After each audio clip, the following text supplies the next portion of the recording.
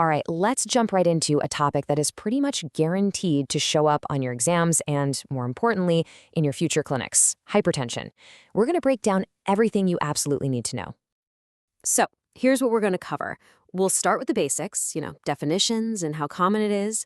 Then we'll get into the new 2024 guidelines and wrap up with why controlling it is so critical. Let's get to it.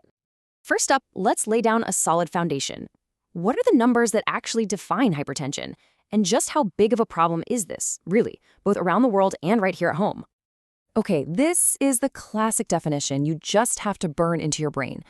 All the major players, the WHO, the International Society of Hypertension, and even the brand new 2024 European guidelines, they all point to this threshold, 140/90. That's the magic number for diagnosis. And when we talk about the scale of this problem, wow, it's staggering.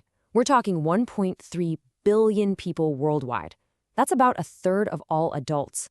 Think about that. This is easily one of the most common conditions you'll ever manage. And this isn't some far-off problem either.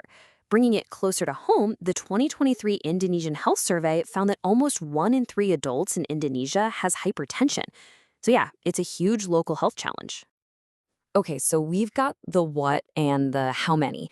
Now for the really big question, why does this happen? Well, the causes are really split into two big buckets. Now, for your exams, you got to remember this ratio. About 90 to 95% of the time, it's what we call primary or essential hypertension. That just means there's no single clear cause. The other 5 to 10%, that's secondary, where the high blood pressure is actually a symptom of something else going on. So even though it's less common, you've got to keep secondary hypertension on your radar. You should get suspicious if you have a patient with really stubborn, resistant hypertension or someone who develops it really young, like before 40. And just look at obstructive sleep apnea. It's a surprisingly common cause. Okay, everyone, pay close attention here because this is super high yield for exams. The way we classify blood pressure has changed, especially with the new 2024 European guidelines. Let's really dig into what's different. So the big question is, how are we supposed to classify blood pressure now? Let's put the brand new 2024 model right next to the older systems from ESH and PAR-HE that you're probably more familiar with. Right, you can see the big shift right here. The older guidelines used terms like high normal and then graded hypertension into different stages. The new 2024 ESC guideline just simplifies the whole thing. It has a category called elevated BP and then just one single category for hypertension. No more grades. And this is really the headline news from the 2024 guidelines. They completely ditched the grading system. And this isn't just about changing names. The idea is to move away from these arbitrary grades and focus more on a patient's overall risk. It really changes how you approach the treatment conversation. All right, now let's get into the nitty-gritty of the how. What's actually happening in the body to push those pressures up? Understanding this is key to understanding why our treatments actually work.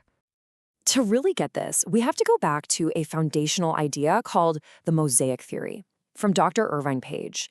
Years ago, he suggested that hypertension isn't just one thing gone wrong. Instead, it's like a complex mosaic with lots of different pieces coming together to create the final picture.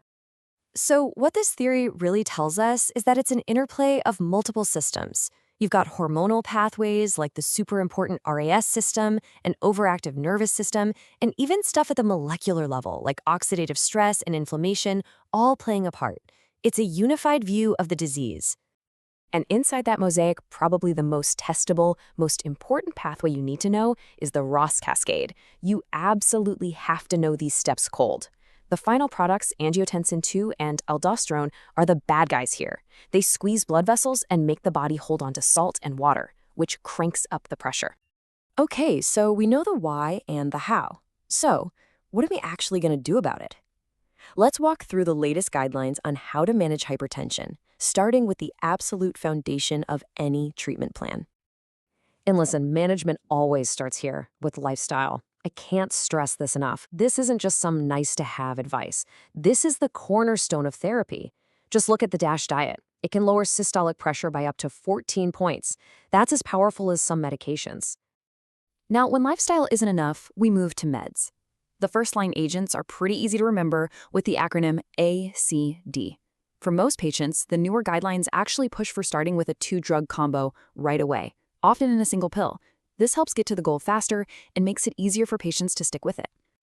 But just picking the right drug isn't enough, right? You've got to have a goal. You have to know what you're aiming for. For most people, that target is under 140/90. But if you have a high-risk patient, someone with heart disease, diabetes, or kidney issues, we get more aggressive. We aim for a systolic pressure down in the 120s. Okay, last section. And this is really the so what? Why do we care so much about a few numbers on a cuff? Well, it's all about stopping the terrible things that happen when blood pressure stays high for too long. There's a reason everyone calls it the silent killer, and it's not just for dramatic effect. Most people feel completely fine. Meanwhile, year after year, that high pressure is quietly hammering away at their arteries and organs. The symptoms don't show up until the damage is already done, and often it's irreversible. And the damage, it's systemic. It hits everything. In the brain, it's the #1 risk factor for stroke. In the heart, it thickens the muscle, which leads to heart failure. It batters the fragile filters in the kidneys and the tiny vessels in the back of the eye, causing kidney failure and blindness. And that really leaves us with this final thought, something for you to carry into your careers. We have the knowledge. The guidelines are getting clearer, and our medications are better than ever. The real challenge for your generation of clinicians isn't knowing what to do anymore. It's figuring out how to do it effectively for every single unique patient who walks into your clinic.